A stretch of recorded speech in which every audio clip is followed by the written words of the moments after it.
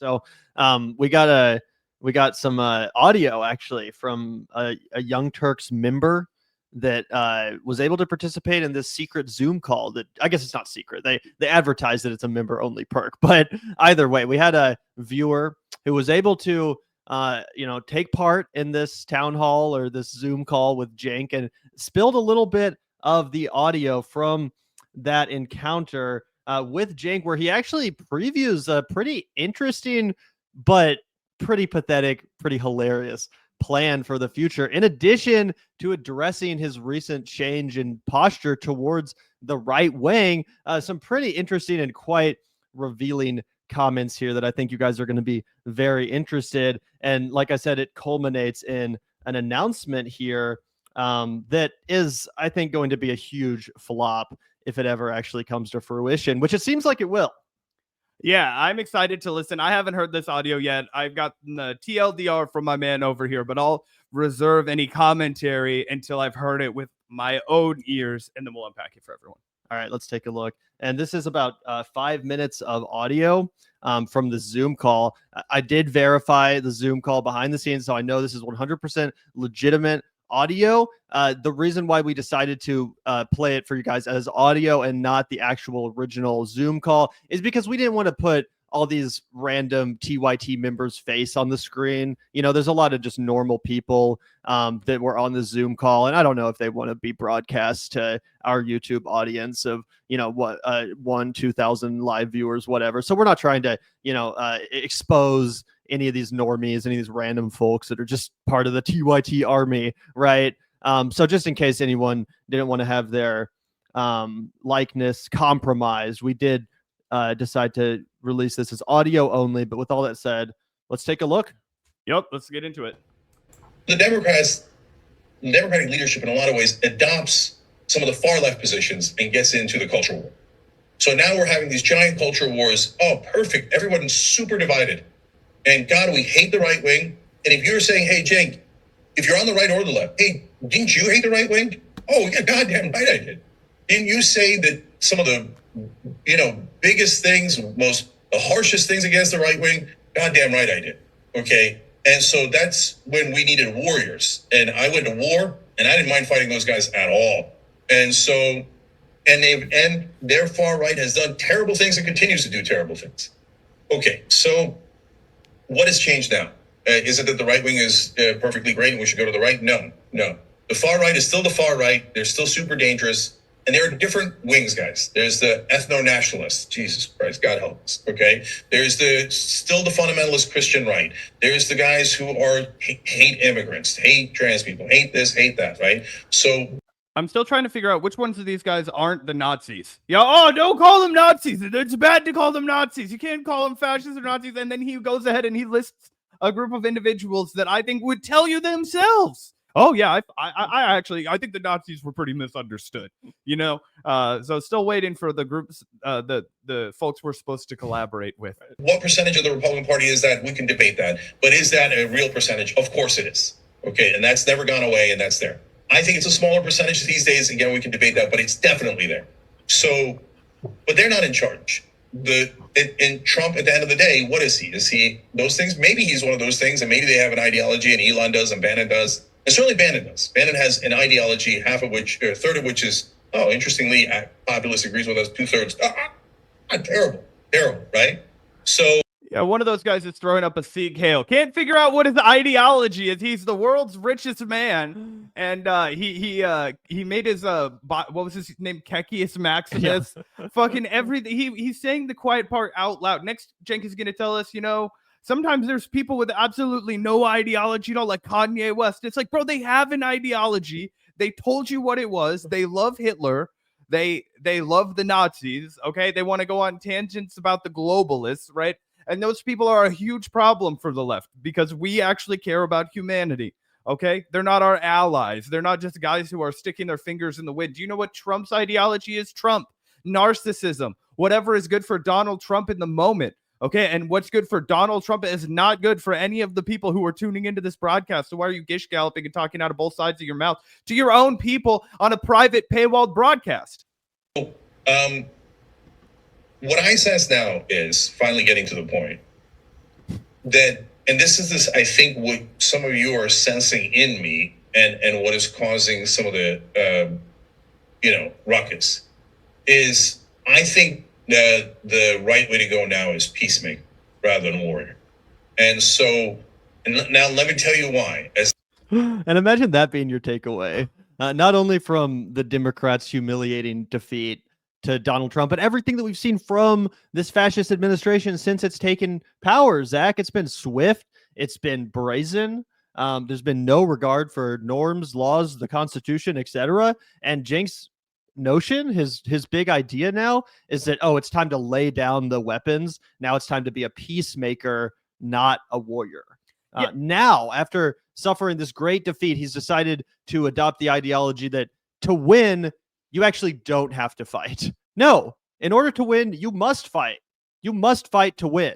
That's like the number one rule of war, but also politics, to be honest. I mean, that's crazy to say that, oh, by surrendering, by laying down our weapons, and let's try the peacemaker approach, that somehow that's going to get us to where we need to be in defeating this fascist administration. This is why you cannot trust Cenk. This is why you cannot take Cenk at face value. I used to, for a long time, sit in this chair and be like, well, Cenk is a mixed bag. He's 50-50. If you get him on Piers Morgan and he's talking about Palestine, he's really good. No, you cannot trust Cenk further than you could throw him, and I can't pick his heavy ass up, okay? I don't trust him at all. The reality is that this is an entirely incoherent political message that has only accomplished one thing, and that is to denigrate the left. That is to fracture the left. That is to impede the left from progress.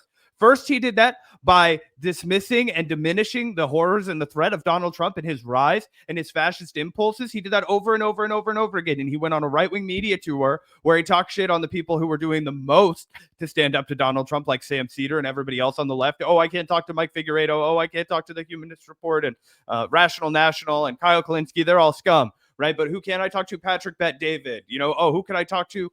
Ben Shapiro. Who can I talk to? Glenn Beck. All these horrible monsters. He's willing to break bread with them. And then on a dime, guys, on an absolute fucking dime, last night, Anna Kasparian is going to pretend that she knew that Donald Trump was going to do all of this evil shit all along. And it's actually the Democrats who aren't doing the right kind of resistance now. Now, Cenk has decided to abandon his he's not a Nazi. And let's give us everybody the Hakeem Jeffries response, which is, what are we supposed to do? Do we just have to twiddle our thumbs and let fascism overrun us? Right? All he's doing is being like, okay, it didn't work when I just tried to jerk off the Republicans. Now I'm going to go for the second dumbest group of people who just want to hear me stroke off the Democrats. And I'm just going to rebuild from scratch and pretend I never, gratified and laundered the reputation of all these dopey, insincere Republicans, right? Like he did. And now I'm just going to go back to being like a lazy pantsuit nation resistance liberal. Yeah, well, we'll see. We'll see, because it's kind of bizarre and incoherent. He makes this statement, right? Basically admitting defeat, saying that, oh, I've spent all these years as a warrior, but no longer. Now it's time to be a peacemaker, which really just means, going to dinner with RFK and hanging out with Dr. Phil. That's what it actually means, guys, being a peacemaker. Getting an invite to some cocktail party with Ben Shapiro so he can make peace, right? Pathetic, right? But so he's just said that. A pretty weird preface to the announcement that's coming. Let's keep listening. The guy who started the war in a lot of ways initially, right? Yes, but okay, we've been talking on Operation Hope, especially for the diehards here that have been here for over a year. Or like, okay, yes, but what do we do next? What do we do? How do we put this into action, right? Well, I didn't want to do it. I didn't want to do Justice Democrats again because it was so hard and we pulled off miracles and then it got misdirected, right? But we're going to do something along those lines, okay? And we're going to gather up folks and we're going to lead a charge. And so, and here's how that's going to work. We're going to plant our flag and we're going to say, this is what we stand for. And if you like it, come over here. So it's not over yet. We still have several minutes left of this audio. But that's I guess the announcement. He's restarting a new Justice Democrats. He's taking another stab at the Justice Democrats concept. Let's get some more let's get some populists in Congress, not progressives this time. Let's get some populists in Congress. That'll really change everything, I'm sure. It's crazy because how many of these different PACs, groups, fundraising efforts is Cenk going to lead over the course of his year? Obviously, for people who don't know, back in the day, Cenk and Kyle did start Justice Democrats, and it was successful. And immediately afterwards, Cenk got kicked out because he wrote a bunch of cringy shit back in the day. And Kyle, being the good homie that he is, the brother in arms, he said, I've also said a bunch of cringy shit in my past. I don't want that to be held against me as I'm a good person now. I am going to leave with my brother Cenk in solidarity. And then Cenk went down and basically validated every single criticism that the people of Justice Democrats had of him, is that he was not sincere, that it was all for clout, that he really didn't care about the movement, and it was all about his own, ladder climbing aspirations, that he did this and for more clout and to kind of try and break into those cocktail parties that Gavin was mentioning in the past. He also founded Wolfpack. He also founded Rebellion Pack. And guys, here's the thing about Rebellion Pack. Do you know who he pays a fuckload of money to every single year? Let's go ahead and zoom in. This is Brianna Wu. Okay, making more than a lot of our listeners make in a year to do nothing but live tweet about how much she hates the left. Last year alone, guys, she got paid $37,215 to do shit like this. This is what Brianna Wu was tweeting all last year. It's not just that I will never forgive these Hamas monsters for how they've treated these hostages. I will never forgive the people who fought beside on the left for women's rights, gay rights, and black rights for their utter indifference about this horror. My politics are no longer right versus left. There is evil in this world, and I see clearly who is willing to stand with the victims of rape and slaughter and who cheerleads when it involves Jews. Oh my God. And look at this one too. This is from yesterday, in response to Trump's threat to Hamas, essentially saying, oh, look, I don't like Trump, but I deeply appreciate an American president making it clear that we will go slaughter these freak terrorists stuck in the 6th century if they don't give back the Jewish civilians they kidnapped. There's no reason Democrats can't have balls too. And we just got off having a Democrat president authorize and facilitate a literal genocide of Gaza. That wasn't enough for Brianna Wu. She's like, that was pussy shit. We need strength. The genocide, that ain't enough. Oh yeah, and do you remember when she was crying to all of the TERFs, like J.K. Rowling, and she was like, "No, you don't understand, Joanne. I'm one of the good trans women that knows how crazy the left is. Please accept me anyway." And of course, because J.K. Rowling and all the other TERFs hate trans women, they were not going to accept her, even though she threw all of her other comrades under the bus. And she kept posting really cringe AI-generated LGBTQ flags, being like, one day this is going to be the LGBTQ flag. And it was just like a rainbow flag that was obviously AI-generated. Like, this is the kind of people that Cenk wants to give your money to if you donate to him. Right? It's going to be squandered. Not only that, Cenk is looking for another revenue source. I seriously believe this, guys. I seriously believe that he is running out of cash and he has to do anything in order to bring money into his books. And he is 1,000,000% going to pay himself. He is 1,000,000% going to pay himself to run this organization. And I believe it's because he doesn't have the money to pay himself from TYT's books anymore. So he has to find another way to generate an income for himself. And he's going to do what every trashy liberal does, which is to start some foundation and pay themselves $250,000 a year, or whatever he's going to decide his salary is worth, which is going to be basically all the money you donate to him. Okay. And then he's going to use that to basically pad his bottom line as he pretends to do activism. Yep. Right. 100%. And keep your eyes out for another book, which might get conveniently released around the same time that this gets officially announced. That's what happened with his presidential announcement. He conveniently timed it with the release of his stupid book, Justice is Coming. I remember Andrew Yang did that when he announced the Forward Party. Conveniently timed, the same weekend as his book, Forward, comes out. I wonder what this has to do with. But let's take a look at the rest of this, because as we just heard, Cenk basically announced that he's taking another stab at the Justice Democrat concept. I'm sure it'll come under a different name this time, but basically he's taking another stab at electoral politics via this sort of a theory. Let's keep listening. We actually, unlike the rest of the Democratic Party, we have a strategy. Our strategy is, as you all know, first thing is pass these 6 bills. So no, we're not allowing any politician or any candidate into this group, whatever the group is, that isn't about getting these bills passed. It isn't about your ego. It isn't about anything else. It's about if you haven't gotten this done, you haven't gotten anything done. Okay? So we're gonna take it to the voters. We're gonna take it to them in Republican districts, in Democratic districts, and districts in the middle. And we're gonna say, do you want fighters now that fight for you, all of you, the whole country agrees to these 6 things. And for the folks who are further left than me and want to pass other bills, or in the same exact place as me, but gun control and climate change aren't on the list. What are we going to do, right? Once you've built up enough credibility, then you can offer that conversation with America. Climate change isn't on the list. Like I can sort of see it being like, all right, we have to shut the fuck up about banning people's guns. But climate change is like, that's a real threat. Like that's an impending doom. What are you even involved in politics or activism in the first place for, if not to try to stop climate change? Like none of these other issues are going to matter. You think Social Security is going to matter if we don't do anything about climate change? Who gives a fuck what's going to go on in 50, 60 years with gay rights if we all get destroyed by climate change? You know what I'm saying? Oh yeah, dude, it's an urgency. It's something that we had to deal with years and years ago. The fact that we haven't is it's going to be devastating for us all down the line. But here's what it really boils down to: is what he's telling you is he doesn't have a message.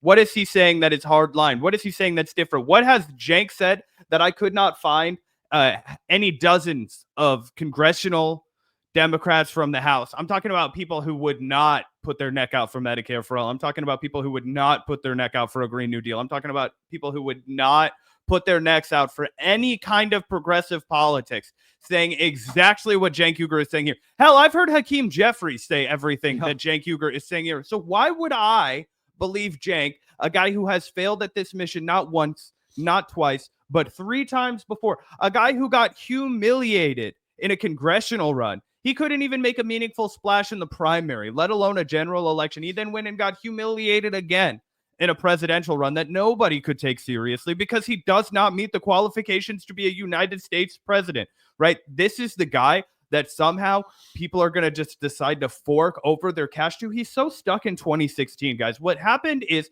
Cenk and Anna came up on YouTube at a time where just being there and saying the right thing was enough, right? Now there's competition and they do not know how to compete. So what they're doing is they're just constantly begging for more cash because they remember a time when if you put Bernie Sanders' name on something, you could fundraise off of it because there was energy and excitement. What they don't understand is that that's gone, and it's gone because of grifters like them that could not sustain the movement, right? And I wouldn't be surprised, and Gavin, I would like to know your response to this. Do you think that he's going to open it up to like really unsavory places to take the money from? I don't think this is going to be grassroots donations. I remember when he ran for president and went on the Crystal and Kyle and Friends and said, of course, he was going to take Super PAC money. He was like, I'm the guy that said we shouldn't do Super PAC, but I'm not going to handicap myself. If they want to get in on this mission, then great, do it. So I think he's so desperate. He's already taken the poly market money. They realize that's not worth it anymore. They're not going to re-up with the Young Turks. He has to do something for cash. I bet he starts taking billionaire money and funneling it through this little project of his. 100%. I think that, yeah, him teasing that he would have taken billionaire money if it was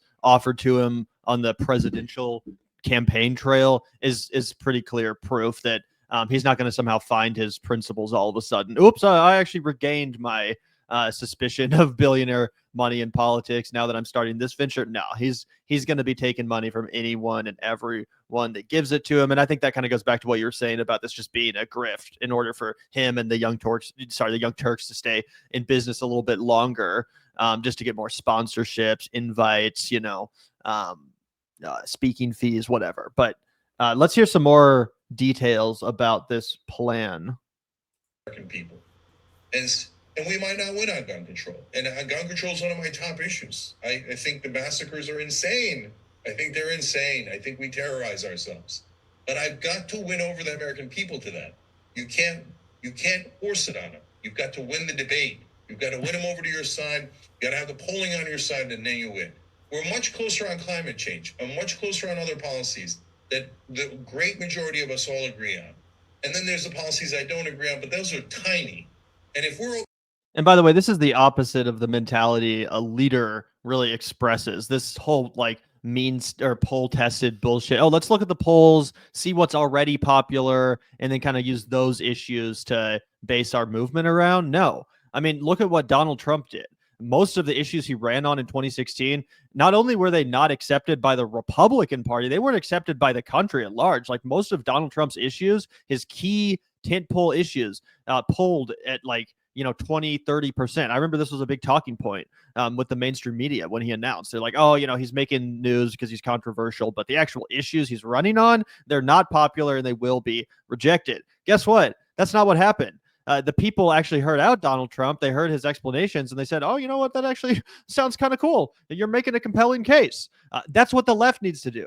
That's what the left needs to do for the issues that it champions that are currently unpopular, that it champions that don't currently poll where we want them to poll. We have to fight to win. We have to change people's mind. But to change people's mind, we have to start by actually, holding that position, not backing away from it. Oh, 100%. What did Donald Trump do when he and the rest of the Republican Party were flirting with a national federal abortion ban? And what was that polling at? Like 20% favorability? Yep. He was like, okay, well, states are going to decide. States are going to decide. We're going to let the states decide. States are going to decide, folks. And that was his olive branch to his base of people who were like, fine, that means if I'm rich, I can fly to another state and get my abortion there. But I can also virtue signal to all of my, puritanical friends that I, support this. And that was enough to win over the Republican base. Never did he walk back his commitment to making it more difficult to get an abortion and basically banning it completely throughout the entire South. Yep. 100%. 100%. Let's keep listening. If we got, okay, so I'll do a Ben Mankiewicz and Jenkins circa 2002 here. If we've gotten to the point where we might or might not pass policies that are so far left that I don't necessarily agree with them, that means we won spectacularly. Oh my God, we won so much. We got tired of winning. And then we got to the parts where we internally disagree, right? Oh, please let us get there, please, right? So this is the strategy to get there. And I will say one other thing before I take the questions. I've already talked to a handful of potential candidates, and they love it. Oh, God. Okay. Here, can we pause it one more time? And they see how this can win. This is not an inspiring message. To Gavin's point, this demonstrates no leadership and no conviction, but at the baseline, it's not fun to listen to. Do you feel at all more excited, Gavin? Do you feel better about the world? Do you feel like you can really conquer something? Do you feel like a change maker? Do you feel like you want to participate at all? We are in this podcast community among the most minority individuals committed to these ideas. We are more passionate about these ideas than I would say the vast majority of Americans. We think about it all the time. We talk about it all the time. We go out of our way to engage with these concepts and ideas constantly, right? And I couldn't even muster a smile. If I'm in that Zoom call, I'm falling asleep. I'm thinking, man, this feels like work. I should be getting paid to listen to this. You know what I mean? That's the opposite of the inspiration that I used to get when I would watch Bernie Sanders speakers line up. I would actually watch them on YouTube. I know Gavin would do the same thing. When Bernie Sanders was giving rallies across the country,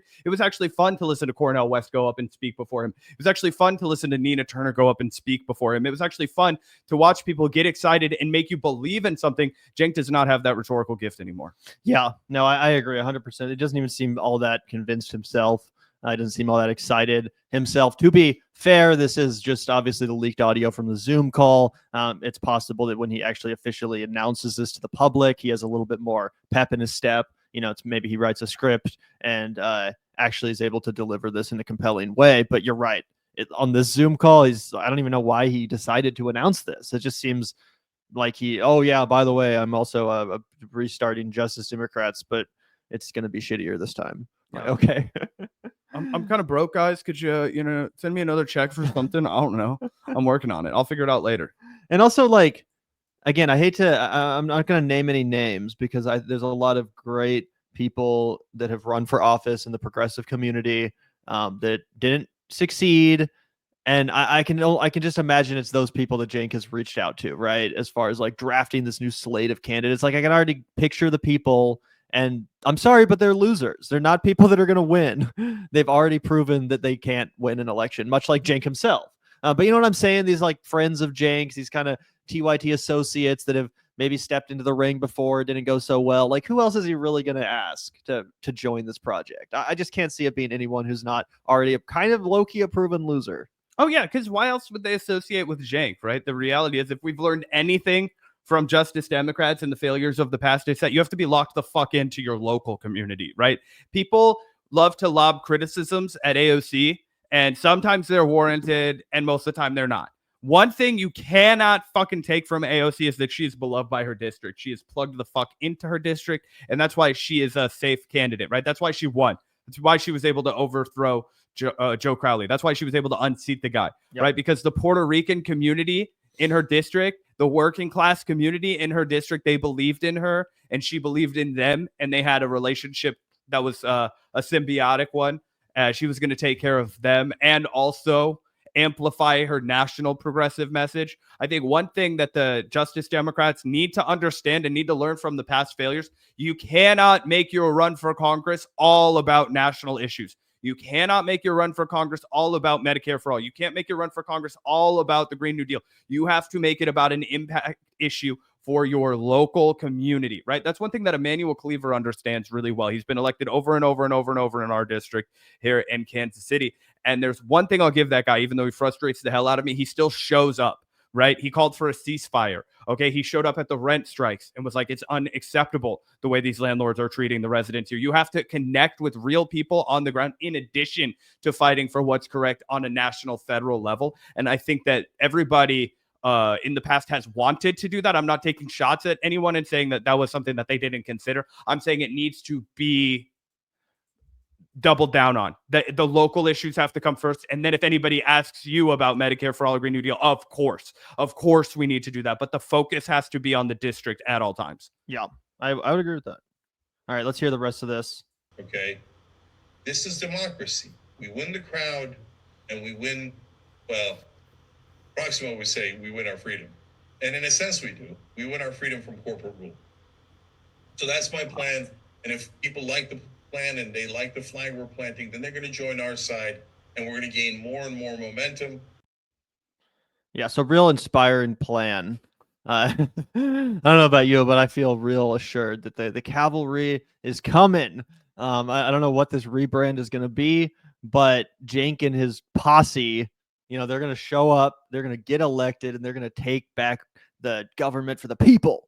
No, of course, that's not going to happen. This is going to be a total grift, just like Cenk's, previous 5 or 6 efforts in this realm, right? Including his own run for the presidency, all of his PACs, the one that we mentioned, his book. It's all just an attempt to make money and to get, more attention, to get invited on more shows, to talk about his, rules for the internet or this stupid PAC or whatever this next project is going to eventually materialize in. But yeah, I think it's very weird that in that audio we played for you guys, right, he starts out in this call by talking about how he's basically admitted defeat. He's put down his weapons. He's given up the fight. He says, a literal quote, "We do not need warriors. We need peacemakers." It's crazy that he would say that before then segueing into this announcement, Zach, because if there was ever going to be a successful version of what Justice Democrats was supposed to be, an actual successful iteration of that theory or idea, they would need to be more aggressive. That was the biggest problem with Justice Democrats, is that, in my opinion at least, it wasn't aggressive enough. They weren't warriors enough. They were just kind of normie Democrats who were a little bit more progressive than your average Democrat in rhetoric, but they didn't really bring that fight. We need a left-wing Tea Party. We need an actual left-flank movement that's willing to withhold their votes when a speakership battle is going on, for example. Why the fuck did all these Justice Democrats vote for Hakeem Jeffries? That's ridiculous. AOC, Ilhan Omar, they all dutifully voted for Hakeem Jeffries. And look where we are now. Look where we are fucking now. Now that guy's in charge. Yeah, guess what? When you vote for him to be in charge, he's going to be in charge. And now we're all fucked because he's in charge and the fascists are at the door and the Democratic leaders are all pussies. And guess what? That is in part because of the fact that the progressives all rolled the fuck over and voted for Hakeem Jeffries, right? So what this new Justice Democrats should be, if it is going to be a thing at all, which is not going to be, this is all grift, like I said, but if there was going to be a successful version of this idea, they would need to be ×3 the warrior and abandon the peacemaker idea. That's fucking ridiculous.